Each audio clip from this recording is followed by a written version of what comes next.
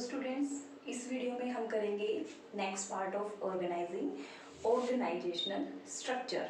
तो स्टूडेंट्स, सबसे पहले समझते हैं कि ऑर्गेनाइजेशनल स्ट्रक्चर होता क्या है। ऑर्गेनाइजेशनल स्ट्रक्चर होता है स्टूडेंट जिसमें हम अपनी मैन पावर को डेप्यूट करते हैं, अपनी मैन पावर को डिसाइड करते हैं कि कितने लोग हमें चाहिए और कितने जो हमारे मैनेजर्स हैं या हमारे सीनियर्स हैं वो कितने सबॉर्डिनेट्स को हैंडल कर सकते हैं और जो वर्कर्स हैं वो कितने काम को प्रोड्यूस कर सकते हैं या कितना आउटपुट दे सकते हैं।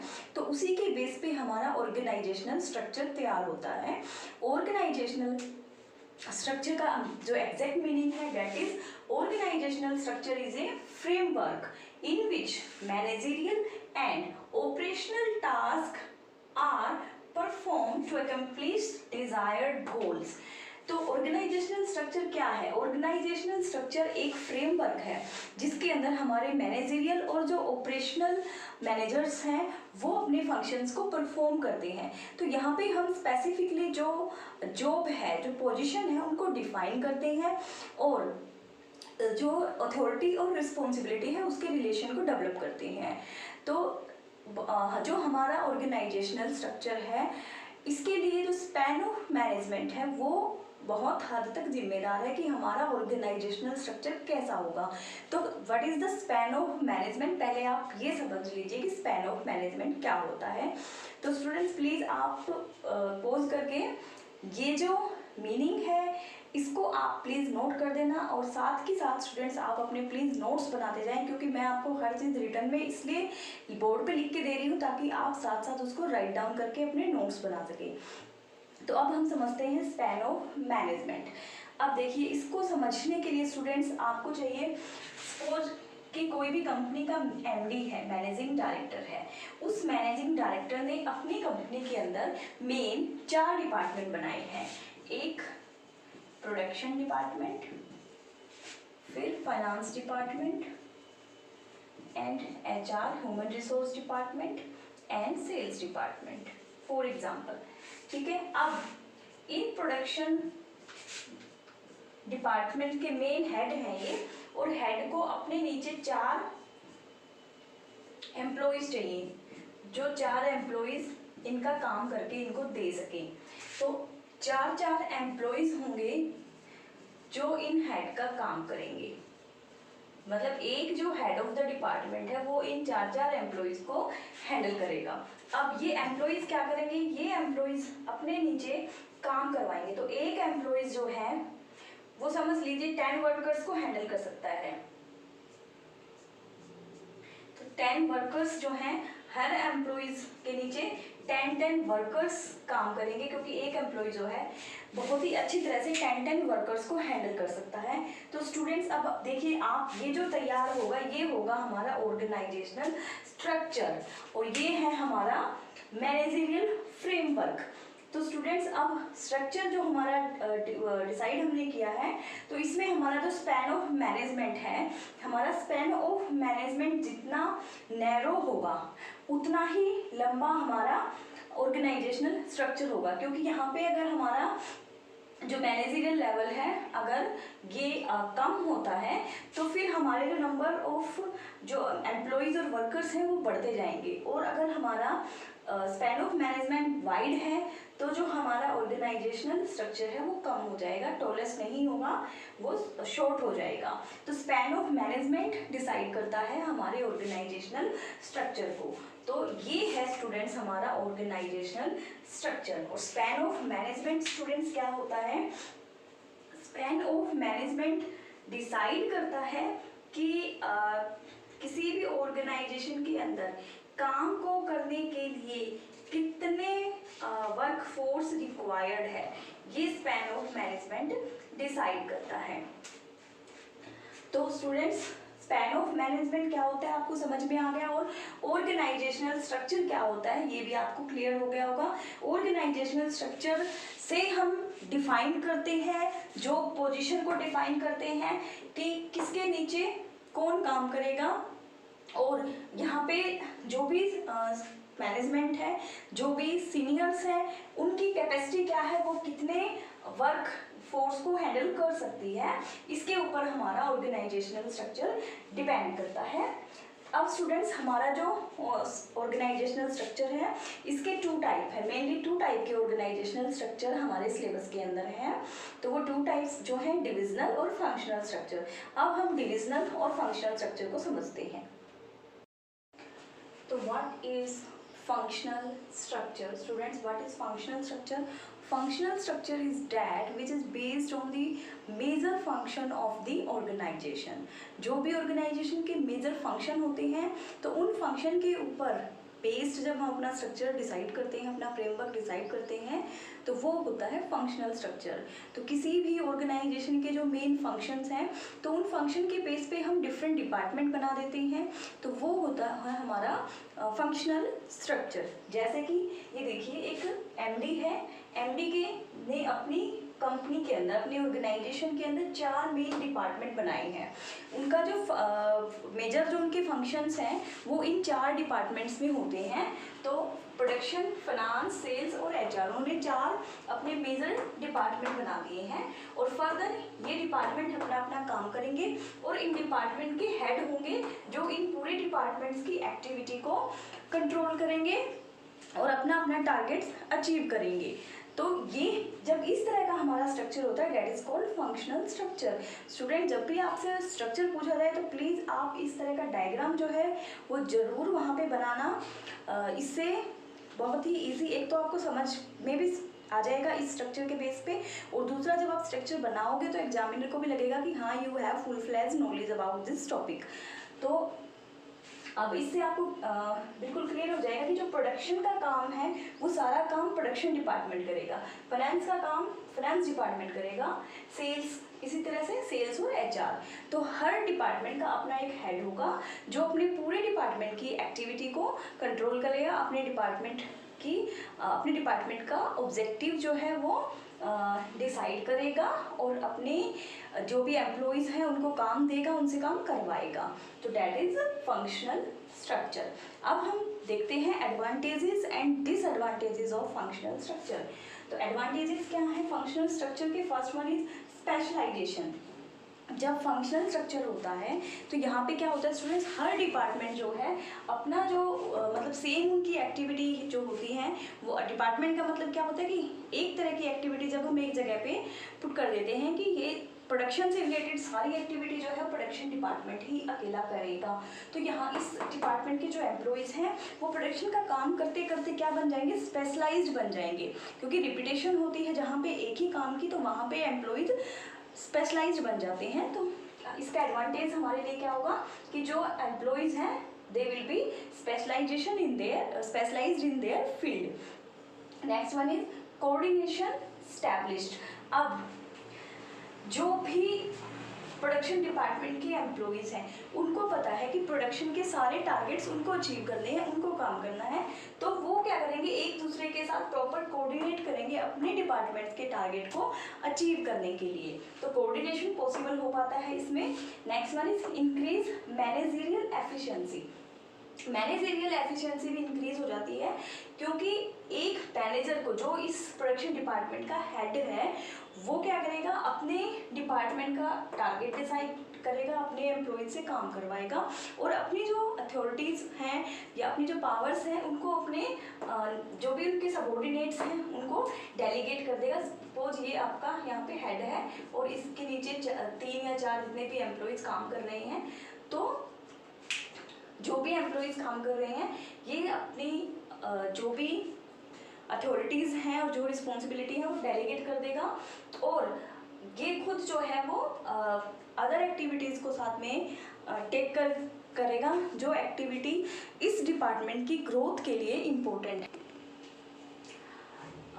तो इसी तरह से जो मैनेजरियल एफिशिएंसी है वो भी इंक्रीज हो जाती है ड्यू टू फंक्शनल ऑर्गेनाइजेशन, क्योंकि हेड ऑफ द डिपार्टमेंट को भी सिर्फ एक प्रोडक्शन अगर हेड है तो उसको सिर्फ प्रोडक्शन से रिलेटेड एक्टिविटीज़ के ऊपर ही काम करना है, उसको प्रोडक्शन से रिलेटेड ही न्यू चीज़ें अगर सर्च करनी है या अपने एम्प्लॉयज़ की ग्रोथ करनी है, तो सारा जो उसका काम है उसको पता है कि सिर्फ प्रोडक्शन से रिलेटेड ही काम है, तो इस काम के अंदर वो एफिशिएंट हो जाते हैं उस काम को करते करते।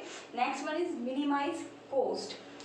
अब स्टूडेंट्स यहाँ पे क्या होगा कि जो भी हमारा जो फंक्शनल स्ट्रक्चर है तो उसके अंदर जो रिसोर्सेज का यूटिलाइजेशन होता है वो बहुत ही इफेक्टिवली होता है, क्योंकि हमारे जो भी एम्प्लॉयज़ हैं वो एक तो स्पेशलाइज बन जाते हैं काम को करते करते, और स्पेशलाइज जो हमारे एम्प्लॉयज़ हो। तो स्टूडेंट्स इसके अंदर क्या होता है कि हमारे जो मिनिमाइज कॉस्ट का मतलब है कि प्रोडक्शन, फाइनेंस, सेल्स और एचआर सारी एक्टिविटीज़ को कौन हैंडल करता है? एक हेड हैंडल कर रहा है। और ये सारे जो भी डिपार्टमेंट्स हैं ये अपने रिसोर्सेज को डिवाइड करके यूज़ करते हैं। फाइनेंस डिपार्टमेंट फाइनेंस का काम कर रहा है, तो सब डिपार्टमेंट्स को फाइनेंस देना इसका काम है। सेल्स डिपार्टमेंट सेल्स का काम कर रहा है, तो पूरे ऑर्गेनाइजेशन का सेल्स जो है वो कौन कर रहा है? सेल्स डिपार्टमेंट कर रहा है। पूरे ऑर्गेनाइजेशन का जो एचआर है वो एचआर डिपार्टमेंट हैंडल कर रहा है। तो यहाँ पे हमने कोई फर्दर जो है फर्दर काम को अलग से डिवाइड नहीं किया है। प्रोडक्शन सिर्फ प्रोडक्शन ही कर रहा है, तो फर्दर रिसोर्सेज जो हैं उनको ये यूज़ नहीं कर रहा है। तो इसकी वजह से यहाँ पे कॉस्ट सेविंग होती है। इस पॉइंट्स को आप बहुत अच्छे से तब समझोगे जब आप डिविजनल स्ट्रक्चर को भी समझ लोगे, तो आपके लिए आपको इजीली पता चल जाएगा कि जो यहाँ पे मिनिमाइज कॉस्ट कैसे हो रही है, क्योंकि यहाँ पे सिर्फ हमने अलग अलग काम के बेस पे 4 डिपार्टमेंट बना दिए हैं, और ये चारों डिपार्टमेंट ही अपने ऑब्जेक्टिव के साथ साथ ऑर्गेनाइजेशन के ऑब्जेक्टिव को भी अचीव करने का काम कर रहे हैं, और जो भी रिसोर्स हैं उनको बांट के यूज़ कर रहे हैं, तो उनका प्रॉपर रिसोर्सेज का प्रॉपर यूटिलाइजेशन कर रहे हैं, अलग अलग रिसोर्सेज को यूज़ नहीं कर रहे हैं, जिसकी वजह से सेविंग हो रही है हमारे ऑर्गेनाइजेशन की। अब देखते हैं डिसएडवांटेजेस ऑफ फंक्शनल स्ट्रक्चर। तो सबसे पहला जो डिसएडवांटेजेस है, इग्नोरेंस ऑफ ऑर्गेनाइजेशनल ऑब्जेक्टिव। यहाँ पे क्या होता है, प्रोडक्शन हेड है तो वो सिर्फ और सिर्फ अपने डिपार्टमेंट के ऑब्जेक्टिव के ऊपर फोकस करता है, अपने डिपार्टमेंट के ऑब्जेक्टिव को अचीव करने के लिए एफर्ट्स करता है, और दूसरे डिपार्टमेंट जो हैं उनके साथ कोऑर्डिनेशन नहीं रखता है, जिसकी वजह से जो ओवरऑल ऑब्जेक्टिव है ऑर्गेनाइजेशन का उसको इग्नोर किया जाता है, उसकी इग्नोरेंस हो जाती है, जो कि ऑर्गेनाइजेशन के लिए हार्मफुल होता है। Next one is difficult in inter departmental coordination. जो भी इंटर डिपार्टमेंट है उनका कोऑर्डिनेशन यहाँ पे नहीं हो पाता है, क्योंकि हर डिपार्टमेंट हेड, हर डिपार्टमेंट के एम्प्लॉय सिर्फ अपने टारगेट्स को अचीव करने पे ध्यान देते हैं, क्योंकि यहाँ पे हर डिपार्टमेंट को अपना खुद का पर्सनल टारगेट हो जाता है, तो वो सिर्फ अपने पर्सनल टारगेट पे ही और अपनी पर्सनल ग्रोथ के ऊपर ही ध्यान देते हैं, और एक दूसरे के साथ एक दूसरे की एक्टिविटी में कोई कोऑर्डिनेशन नहीं देते हैं। जैसे फॉर एग्जांपल हम लेते हैं प्रोडक्शन और सेल्स डिपार्टमेंट का।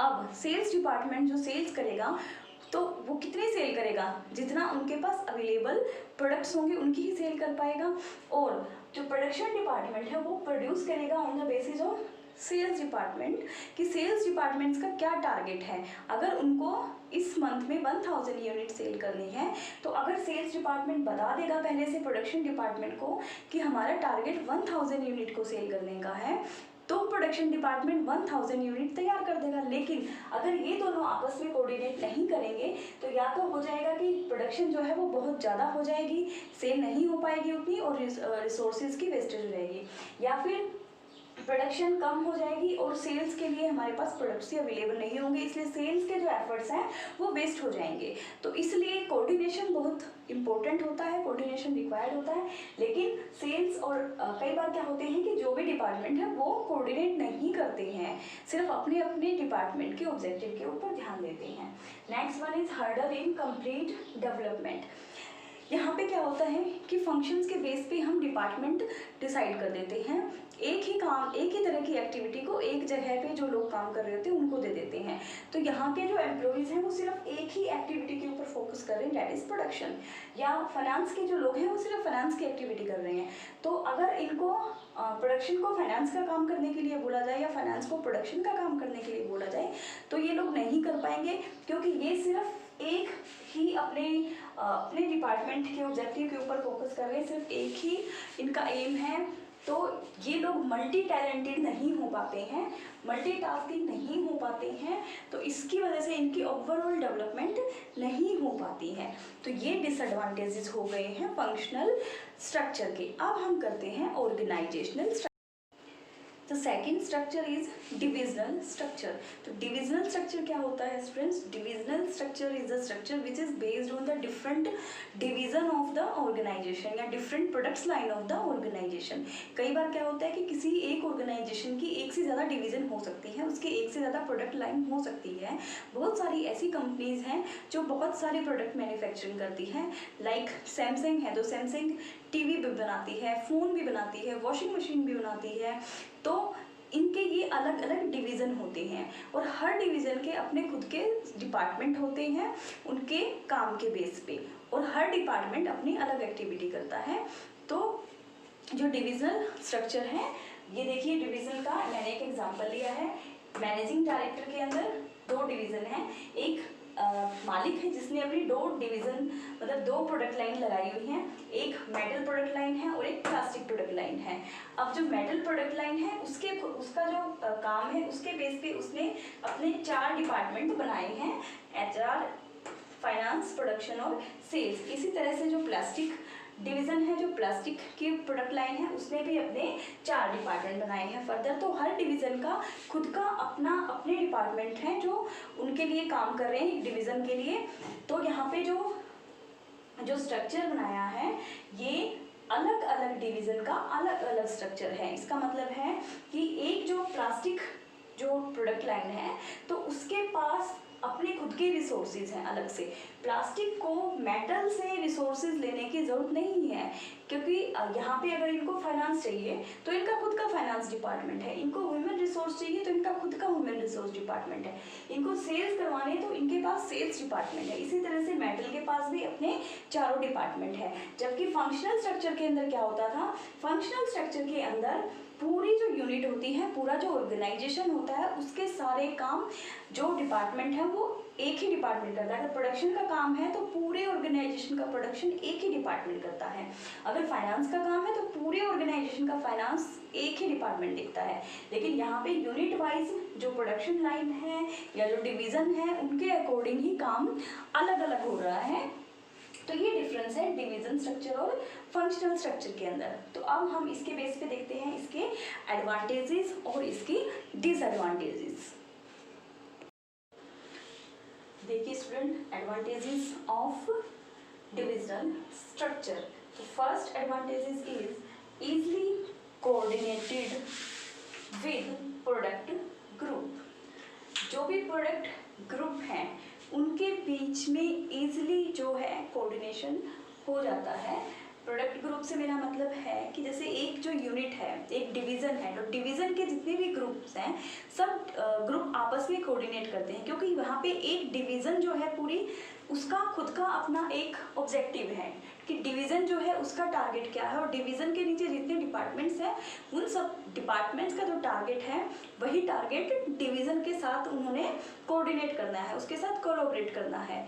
तो जो डिफरेंट यहाँ पे यूनिट्स हैं या डिफरेंट जो डिपार्टमेंट हैं वो एक दूसरे के साथ कोऑर्डिनेट करते हैं। जबकि फंक्शनल स्ट्रक्चर के अंदर ऐसा नहीं होता है। फंक्शन के अंदर जो एक पर्टिकुलर डिपार्टमेंट है वो सिर्फ अपने ऑब्जेक्टिव पे ही ध्यान देता है। लेकिन क्योंकि यहाँ पे क्या है कि एक जो डिवीज़न है उसका हेड एक है और एक हेड के नीचे 4 डिपार्टमेंट काम कर रहे हैं, तो हेड जो है वो चारों डिपार्टमेंट से काम करवाएगा और चारों के बीच उसको कोऑर्डिनेशन चाहिए होगा। तो यहाँ पे कोऑर्डिनेशन ईजिली हो जाता है पूरी डिवीज़न के बीच में। Next one is faster decision making. जो डिसीजन मेकिंग है वो बहुत फास्ट होती है, क्योंकि यहाँ पे सारे डिपार्टमेंट जो है वो एक हेड के अंडर काम कर रहे हैं। तो डिसीजन जो है वो एक हेड ने लेना है चारों डिपार्टमेंट्स के साथ डिस्कस करने के बाद या उनके साथ कोऑर्डिनेट करने के बाद। तो यहाँ पे क्योंकि हेड ऑफ द डिपार्टमेंट एक है तो डिसीजन जो है वो क्विकली हो जाता है। लेकिन फंक्शनल में क्या होता था कि वहाँ पे अलग अलग हेड थे अलग अलग डिपार्टमेंट के, तो अगर कोई भी डिसीजन लेना है तो चारों को एक दूसरे के साथ डिस्कस करना पड़ता था जिसके बाद डिसीजन ले सकते थे। लेकिन यहाँ पे डिसीजन जो है वो बहुत फास्टर हो जाता है। Next one is performance can be easily assessed. यहाँ पे यूनिट जो है हर यूनिट का जो भी परफॉर्मेंस है कि एक जैसे मैंने आपको एग्जांपल दिया था मेटल और प्लास्टिक का, तो मेटल ने कितना प्रॉफिट अर्न किया, प्लास्टिक ने कितना प्रॉफिट अर्न किया, तो यहाँ पे हम जल्दी से असेस कर सकते हैं इस चीज़ को। असेस का मतलब है कि हम पता लगा सकते हैं कि किसने क्या अचीव किया, किसकी क्या अचीवमेंट है। लेकिन फंक्शनल के अंदर ये इतना इजीली पॉसिबल नहीं हो पाता है। क्या? क्योंकि वहाँ पे जो है हेड ऑफ द डिपार्टमेंट अलग अलग हैं। किस हेड ने कितना कंट्रीब्यूशन किया ऑर्गेनाइजेशन के टारगेट्स में, तो ये वहाँ पे इतना जल्दी हम एसेस नहीं कर पाते हैं। Next one is growth and expansion. जो भी डिविजनल स्ट्रक्चर है, इसकी वजह से ऑर्गेनाइजेशन की जो ग्रोथ है वो इसलिए हो सकती है क्योंकि यहाँ पे हर डिवीज़न का अपना सेपरेट फंक्शनल जो स्ट्रक्चर है सेपरेट है। तो अगर हमें कोई नई डिवीज़न को इंट्रोड्यूस करना है तो हमारे जो बाकी जो डिवीज़न है वो बिल्कुल भी उससे अफेक्टेड नहीं होंगे, क्योंकि सब अपना सेपरेट काम कर रहे हैं, सबके सेपरेट डिपार्टमेंट्स हैं, सबके सेपरेट फ्रेमवर्क है काम करने का। तो इसकी वजह से यहाँ पे कोई भी डिस्टर्बेंस नहीं होगी और बिजनेस जो है वो इजीली ग्रोथ कर सकता है, एक्सपेंशन हो सकती है बिजनेस की। अब आते हैं डिसएडवांटेजेस ऑफ डिविजनल स्ट्रक्चर। तो डिसएडवांटेजेस क्या है? Conflicts among different divisions. कई बार क्या होता है कि एक डिवीजन का दूसरे डिवीजन के साथ कॉन्फ्लिक्ट्स अराइज हो जाता है, चाहे वो कॉन्फ्लिक्ट रिसोर्सेज को लेके हो, चाहे वो कोऑर्डिनेशन से रिलेटेड कॉन्फ्लिक्ट्स हो, तो सबके बीच में जो है कॉन्फ्लिक्ट्स मतलब झगड़ा या वाद विवाद उत्पन्न हो जाता है। Next one is duplicity of functions. यहाँ पे फंक्शंस की डुप्लीसिटी हो रही है। एक डिवीजन जो है उसके अंदर भी 4 department, same production sales manager है, और दूसरी डिवीजन के अंदर भी सेम डिपार्टमेंट है। तो यहाँ पे क्या है कि डुप्लीकेसी ऑफ द काम फंक्शन हो रहा है, कि काम जो है वो उसका डुप्लीकेसी हो रहा है, कि एक ही काम को 2 अलग अलग डिपार्टमेंट परफॉर्म कर रहे हैं। Next one is selfish attitude. जो डिविजनल हेड है उनका जो एटीट्यूड होता है, उनका एटीट्यूड बहुत सेल्फिश इसलिए हो जाता है क्योंकि उनका जो टारगेट है वो सिर्फ अपने टारगेट को अपनी डिवीज़न तक ही लिमिट कर देते हैं और अपने माइंड को थोड़ा सा नैरो बना लेते हैं कि हम सिर्फ अपने डिवीज़न के ऊपर ही फोकस कर रहे हैं, अपने डिवीज़न के ऊपर ही ध्यान दे रहे हैं, अपने डिवीज़न की ग्रोथ के लिए काम कर रहे हैं। दूसरी डिवीज़न से इनका कोई भी मतलब नहीं होता है, कोई भी इंटरेस्ट नहीं लेते हैं ये, इसलिए इनका कहा जाता है कि इनका जो एटीट्यूड है that is selfish. Next is wastage of resources. क्योंकि हर डिवीज़न के लिए अलग डिपार्टमेंट बनाए गए हैं, हर डिवीज़न जो है अपने रिसोर्सेज को अलग से यूज़ कर रही है, इसकी वजह से जो भी रिसोर्सेज हैं उनकी वेस्टेज होती है, क्योंकि यहाँ पे काम की डुप्लीकेसी होती है, एक ही फंक्शन को 2 डिवीज़न अलग अलग परफॉर्म कर रही हैं, तो जिसकी वजह से वेस्टेज ऑफ रिसोर्सेज होती है। तो ये है डिसएडवांटेजेस ऑफ डिविजनल स्ट्रक्चर। तो डिविजनल स्ट्रक्चर और फंक्शनल स्ट्रक्चर दोनों का डिफरेंस स्टूडेंट आपको समझ में आ गया होगा, दोनों के एडवांटेजेस और डिसएडवांटेजेस भी समझ आ गए होंगे। बहुत इंपॉर्टेंट है ये, इसके ऊपर केस स्टडी आने के चांसेस रहते हैं कि कौन सा यहाँ पे स्ट्रक्चर यूज हो रहा है। तो आई होप सो कि अब इसमें आपको कोई कन्फ्यूजन नहीं होगी। अब हम अपना नेक्स्ट टॉपिक करेंगे टाइप ऑफ ऑर्गेनाइजेशन।